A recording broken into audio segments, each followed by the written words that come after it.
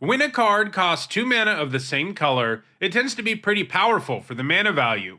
This is because in order for you to consistently have those 2 mana of the same color, especially on turn 2, you need to have a substantial commitment in your mana base to that particular color.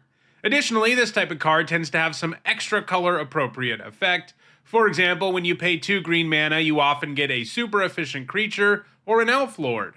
In this video, we'll be looking at the best things you can get for that particular mana investment. In all, there are 54 cards that cost exactly 2 green mana, and in this video, we'll look at the 10 that have left the biggest impact on competitive Magic.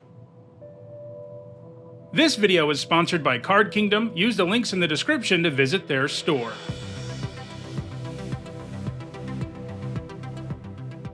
Before we get started, here's a quick reminder on how I rank cards in these videos. A first tier top 8 is worth 2 points. This includes events like Pro Tours, and a second tier top 8 is worth 1 point. This includes events like regional championships.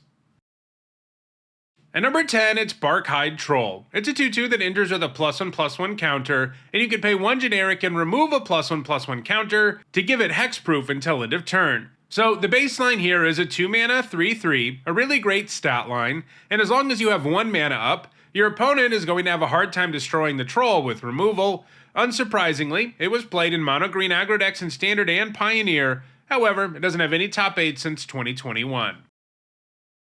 At number 9, it's Viridian Zealot. It's a 2/1 elf, and you can pay 1 generic and a green and sacrifice it to destroy target artifact or enchantment. Green often gets naturalize effects, which can be great in the right situation, and putting one on a creature, especially one with a useful creature type, like elf, is pretty great. It means that this isn't as all in on artifact and enchantment hate the way some of these effects are, since you at least have a creature that can always add to the board and attack and block while still having the upside of this kind of effect. So this is something you can actually play in your main deck without feeling terrible.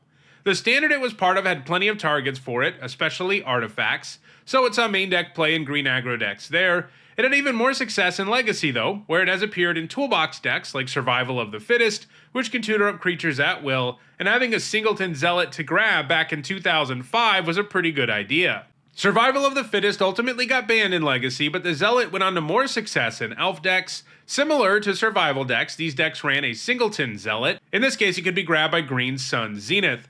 It's pretty nice to have such a good toolbox creature to grab that also thrives with all of your elf payoffs.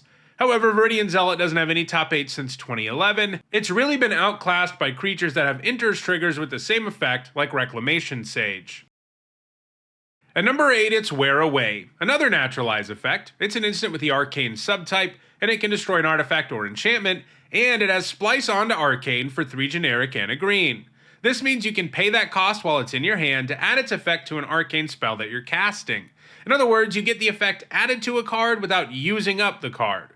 It was heavily played in Kamigawa Block Constructed, a format with lots of spells it could splice onto, and typically it was even played in the main deck. This is because the format had 2 very heavily played targets, Umezawa's Jite, which is of course one of the best equipments ever printed, and Heartbeat of Spring, a combo piece that let players produce insane amounts of mana. However, Wear Away hasn't put up any top 8s in any format apart from Kamigawa Block Constructed. At number 7, it's Nissa's Chosen. It's a 2/3 elf, and if it would die, you put it on the bottom of your library instead. That stat line is pretty solid, and that was even more true in 2009, and while the Chosen putting itself on the bottom of your library might sound kind of underwhelming, this card has one very particular interaction that makes it a lot better than it looks. The Planeswalker card, Nissa Ravane, has a +1 that searches your library for a card named Nissa's Chosen and puts it directly on the battlefield.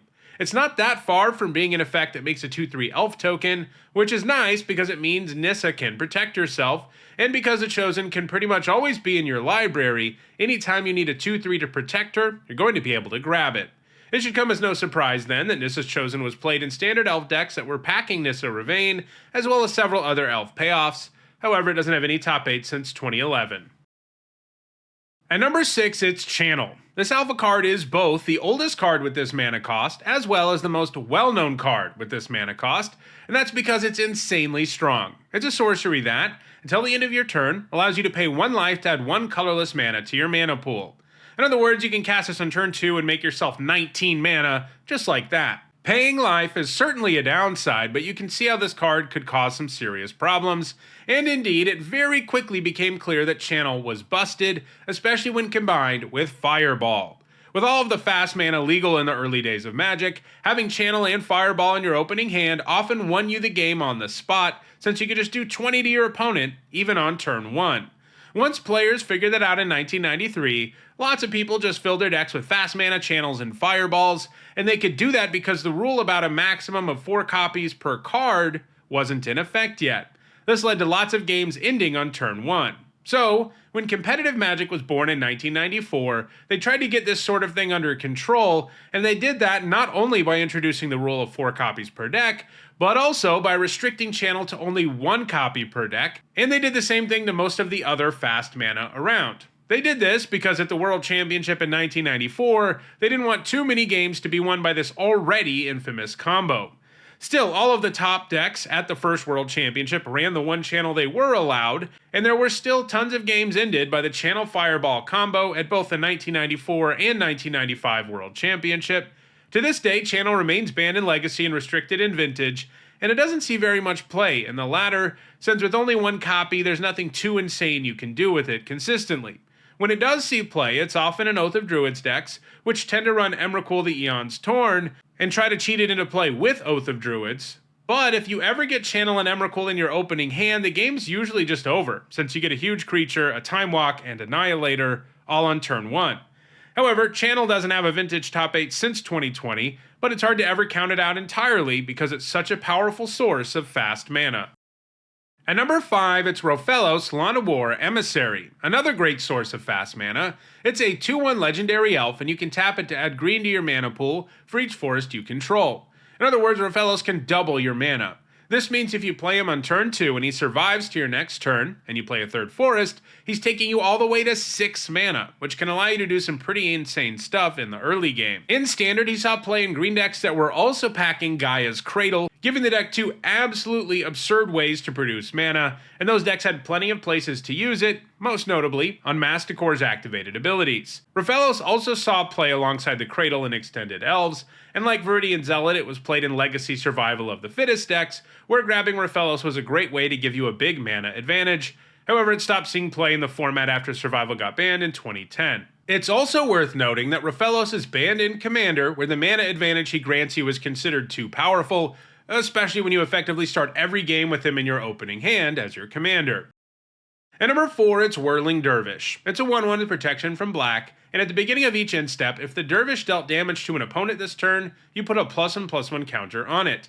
So if you're playing against a black opponent, the Dervish is going to be tough to kill and easy to get in with, which means that things can snowball in a hurry as it continually grows. However, it's worth noting that when this was originally printed in 1994, even without protection, this was a pretty strong creature. So while it might seem like a sideboard card, it actually saw plenty of main deck play in Standard between 1994 and 1997. It didn't hurt that most of the best removal happened to be black, and black was one of the best colors in general, with Hypnotic Spectre one of the best creatures you could possibly play. 10 years later, it got a time-shifted reprint in Time Spiral, and became legal in that block format. This time around, it was a sideboard card which you would bring in against opponents playing lots of black, but Whirling Dervish doesn't have any top 8 since 2007. At number 3, it's Keen-Eyed Curator. The newest card on the list, the Curator is a 3/3, and you can pay 1 generic to exile a card from a graveyard. And, as long as there are 4 or more card types among cards exiled with the Curator, it gets +4/+4 and Trample. So the Curator starts with a nice stat line and the ability to hate on the graveyard fairly efficiently. That already makes for a quality Magic card, but by the later stages of the game, it goes from being a decent creature to the biggest threat on the board, as a 7/7 with Trample is likely to cause your opponent lots of problems. You can grow it at instant speed too. Unsurprisingly, the Curator has quickly asserted itself in multiple formats, as it's hard to say no to such an efficient hate card. It's only seen more limited success in Standard, where graveyard decks are less prevalent, but it's currently seeing heavy play in both Pioneer and Legacy, and it's got a good shot at continuing to add significantly to its score in the future. It isn't even entirely impossible for it to one day be the number 1 card on this list, provided it continues to see play at the same rate it is right now. However, for now, the number 2 card on the list is Werewolf Pack Leader. It's a 3/3 that comes with pack tactics, which means Something good happens when you attack with creatures with total power 6 or greater. In this case, you get to draw a card. You can also pay 3 generic and a green to have Werewolf Pack Leader become a 5/3 trampler that isn't human.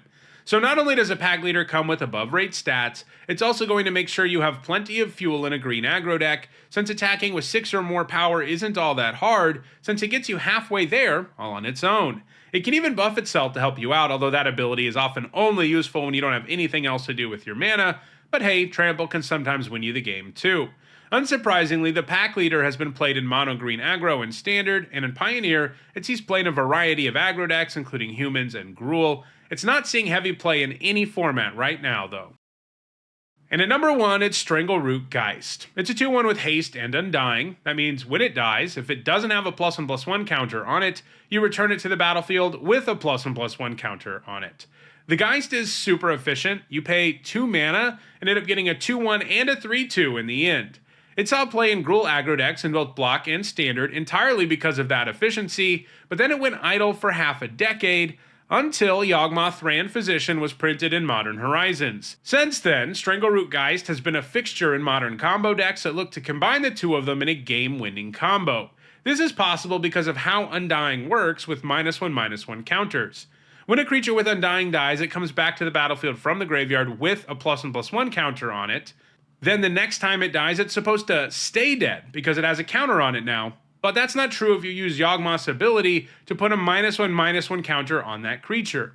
The two counters cancel each other out, so now you can just sacrifice Strangleroot Geist as many times as you want.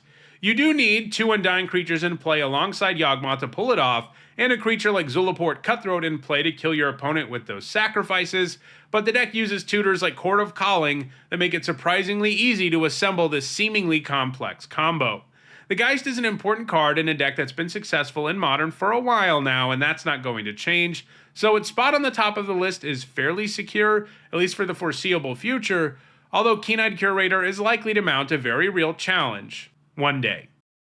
So those are the top 10 cards that cost 2 green mana. Are you looking to go mono green? If so, check out the description where you can find a direct Card Kingdom link for each card that appeared in the video. If you enjoyed this video, please like it and share it so that others can enjoy it too. If you want to catch future videos, don't forget to subscribe. And if you want to catch up on past videos, including more that look at specific mana costs, you should see a playlist on your screen shortly. Thanks for watching.